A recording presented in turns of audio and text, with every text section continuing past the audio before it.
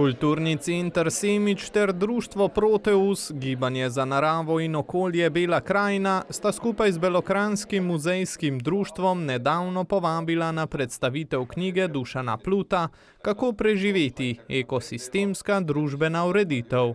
Gre za njegovo življenjsko delo, ki ga je ustvarjal 11 let, vanj pa je vložil približno 15.000 ur. Obsega kar 1800 strani, izšlo pa je v založbi Univerze v Ljubljani. Z znanstveno monografijo Ekosistemska družbena ureditev, tudi na primeru Slovenije in Evrope, sem želel opozoriti na to, da nas bo nadaljevanje sedanjih procesov in odnosov do narave in velika ekonomska neenakost pripeljala do položaja, ko praktično ne bomo imeli izhoda.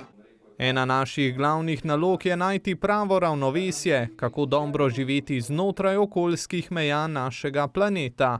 Želim, da bi bil svet prihodnosti zdrav, da bi živeli v zdravem okolju in hkrati, da bi vsi prebivalci našega planeta imeli približno enako oziroma dostojno materialno blagostanje. Mislim, da si to zaslužijo, predvsem si pa zaslužijo doto, zdravo doto, naše otroke in vnuki. Za preživetje je tako nujna temeljita preureditev družbe. Človek je zelo hitro lahko pesimist, vendar človeštvo je bilo že večkrat na razpotju in je znalo poiskati izhod iz krize. Upam, da bomo tudi tokrat naredili en velik civilizacijski korak. Res pa je, da bomo morali pri tem vsi sodelovati. Znanstveno publikacijo sestavljata dva zvezka. Prvi nosi podnaslov Podstati in gradniki ekosistemske družbene ureditve, drugi pa Slovenija in Evropa.